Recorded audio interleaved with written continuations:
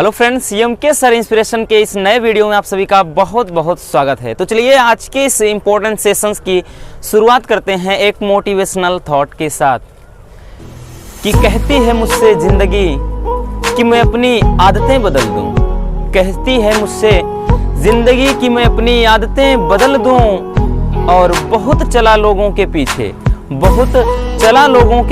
अब थोड़ा खुद के भी साथ चल लूं। तो चलिए दोस्तों, आज की इस इम्पोर्टेंट सेशन की शुरुआत करते हैं। और एक बात का ध्यान देना, you can achieve everything in your life.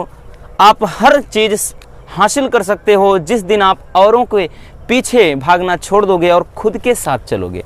तो चलिए दोस्तों, आज के इस सेशन में काफ़ी इम्पोर्टेंट क्वेश्चन को कवर करने वाले हैं, क्योंकि आप सभी के कमेंट में ही आप सभी बहुत सारे क्वेश्चन पूछ रहे थे कि सर जैसे कुछ ऐसे क्वेश्चन हैं दोस्तों आपको एग्जाम में हर हाल में मिलेंगे, और जितने भी क्वेश्चन हैं हर एक क्वेश्चन किसी ना किसी सेट में जरूर आएगा।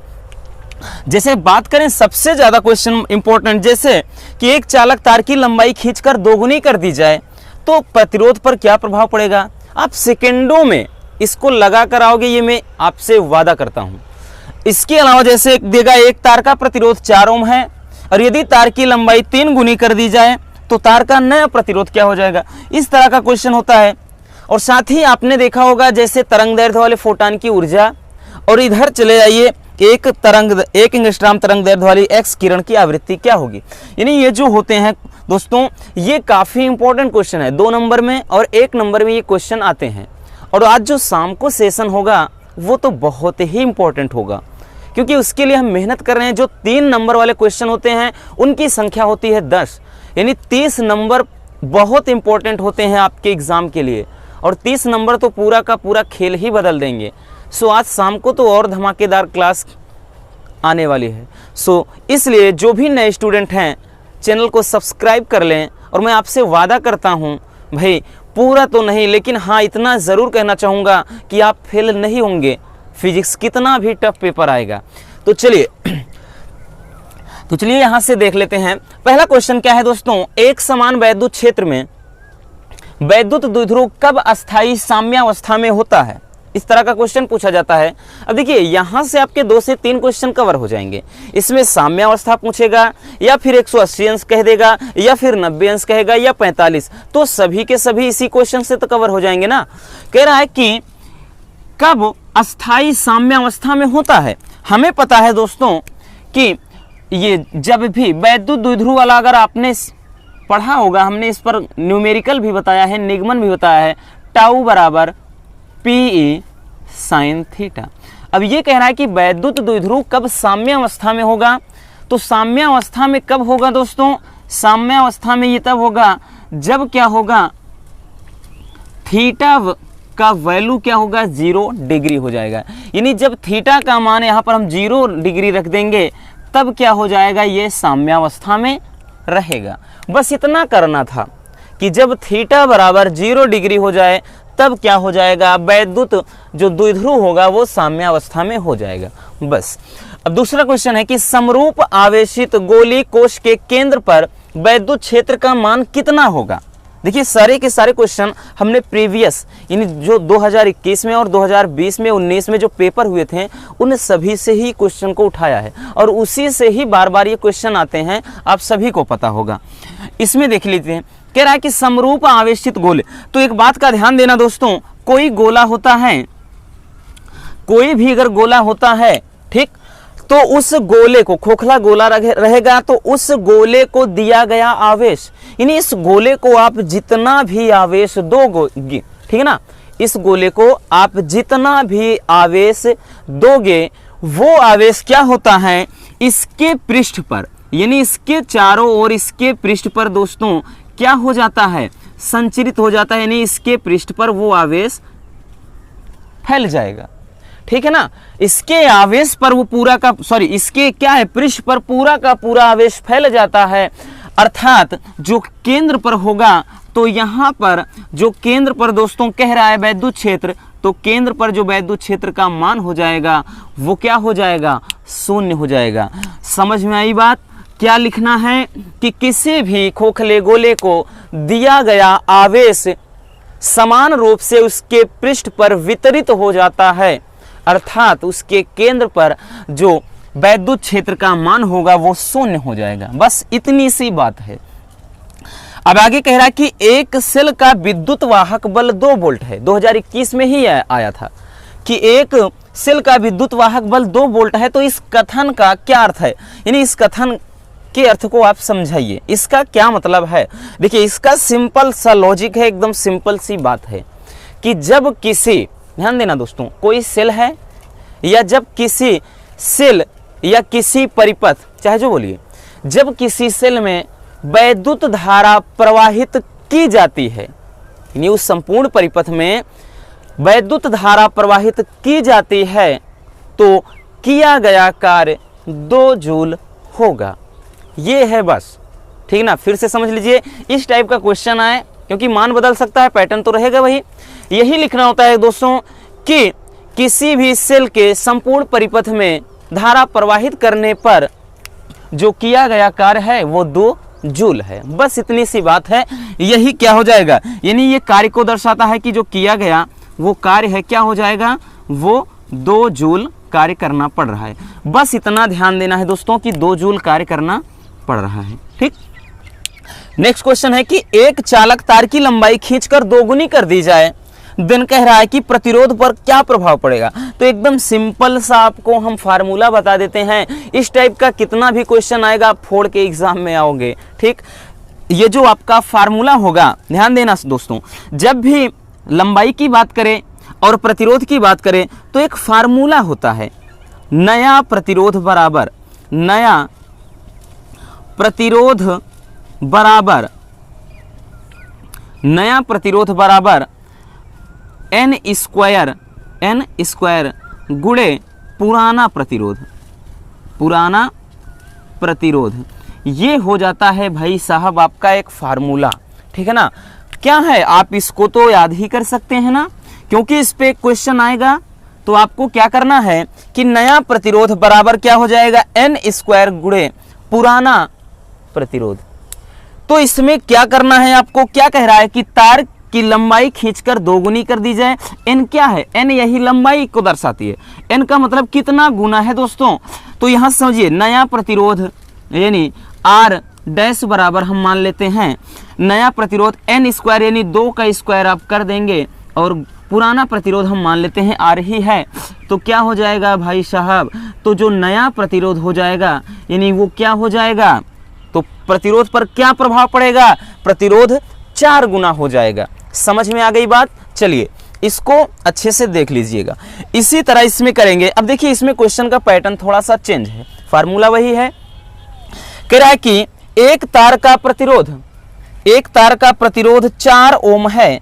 यदि तार की लंबाई 3 गुनी कर दी जाए तो तार का नया प्रतिरोध क्या हो जाएगा। तो इसमें क्या करना है दोस्तों, सेम पैटर्न है। आपको क्या करना है, कह रहा है कि एक तार का प्रतिरोध 4 ओम है, तो यदि तार की लंबाई 3 गुनी कर दी जाए तो नया प्रतिरोध यानी r डैश बराबर तार की लंबाई 3 गुनी कर रहा है भाई साहब, 3 गुना कर दीजिए, और पुराना प्रतिरोध कितना है, 4 है। तो इस तरह से आपने देखा ये कितना हो जाएगा, 9 गुणे 4, यानी जो पुराना यानी नया प्रतिरोध जो होगा दोस्तों वो 36 ओम हो जाएगा। तो इस तरह से आप क्या कर सकते हैं, इजीली सॉल्व कर सकते हैं, यानी इस बेसिस पर आप इसको निकाल सकते हैं। अब आगे कह रहा है कि एक एंगस्ट्रॉम तरंग दैर्ध्य वाले एक्स किरण की आवृत्ति क्या होगी। देखिए, ये सब में क्वेश्चन आता है, चाहे न्यूमेरिकल में बात करें या वन लाइनर में, सब में ये क्वेश्चन आता है, बशर्ते थोड़ा यहीं पर मान आपको चेंज करेगा। ये एक तरंग दैर्ध्य, तो इसीलिए इस क्वेश्चन को हमने लिख लिया था। यहाँ पे इसमें देखो क्या करना होता है दोस्तों, आवृत्ति यानी न्यू बराबर होता है c/λ। अब देखिए इसमें कुछ करना नहीं है, न्यू बराबर c/λ।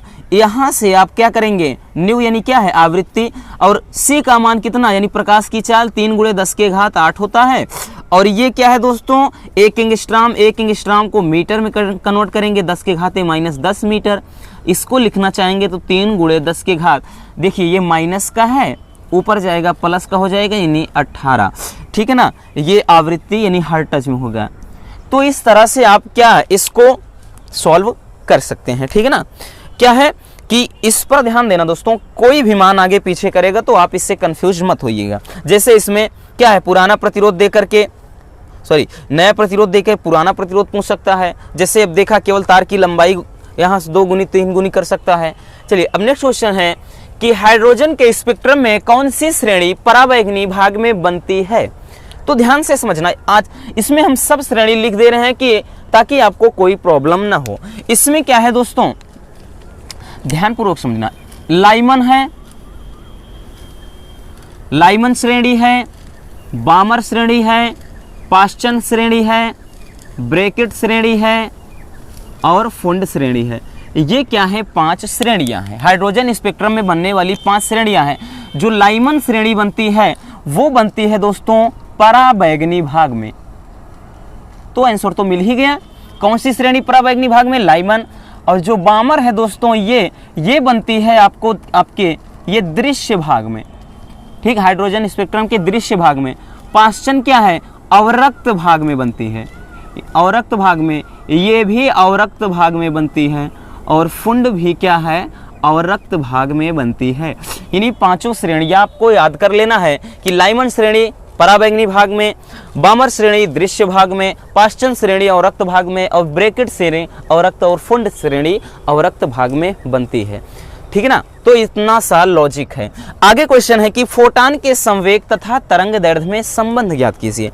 तो इसमें क्या होता है दोस्तों, P बराबर H अपान क्या होता आता है, लेमडा।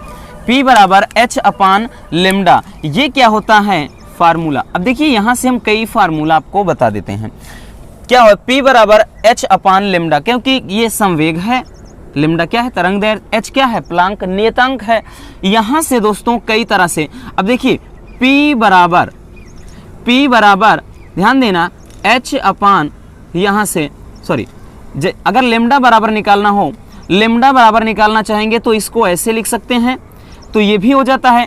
या दोस्तों इसमें कभी कभार जब ये लेमडा पूछा जाए यानी देहली तरंग दैर्ध्य के रूप में होता है तो H अपान और लेमडा बराबर क्या होता है, रूट में 2mk।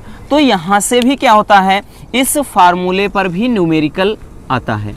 ठीक, इस फार्मूले पर भी न्यूमेरिकल आता है। तो यहाँ से आप 3 तरीके से इसको लिख सकते हैं। ठीक है ना, क्योंकि P बराबर क्या होता है, √2mk।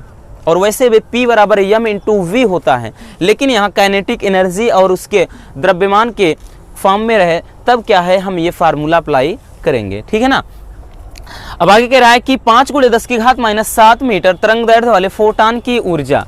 तो दोस्तों इसको ध्यान से समझना, फोटॉन की ऊर्जा, देखिए फोटॉन के संवेग के लिए लिखा बता दिए।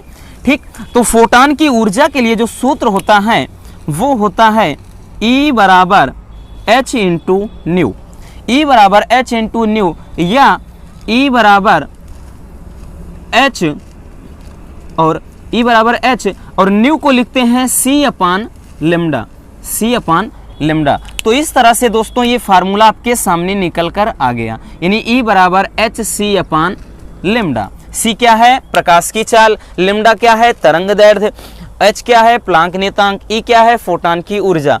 तो इस बेसिस पे आप क्या है इसको निकाल सकते हैं। अब तो आपको करना क्या है भाई, H का मान तो नियत होता है ना, H का मान कितना होता है, 6.6 × 10⁻⁴ जूल सेकंड होता है। तो H का मान और प्रकाश की चाल भी यहाँ पे देख लीजिए नियत होता है, और लेमडा ये दिया है, तो इससे आप इजिली सॉल्व कर सकते हैं। तो एक क्वेश्चन तो इन दोनों पर 100% फिक्स है, आप इस बात को लिख कर रख लीजिए। ठीक, अगला क्वेश्चन है कि भारी जल क्या है और इसका उपयोग कहाँ और किस लिए किया जाता है। ठीक, देखिए भारी जल क्या होता है, तो हमें पता है दोस्तों D2O यानी ड्यूटेरियम ऑक्साइड को कहा जाता है भारी जल, ड्यूटेरियम ऑक्साइड को भारी जल कहा जाता है। ठीक, ये क्या है, भारी जल का फार्मूला है।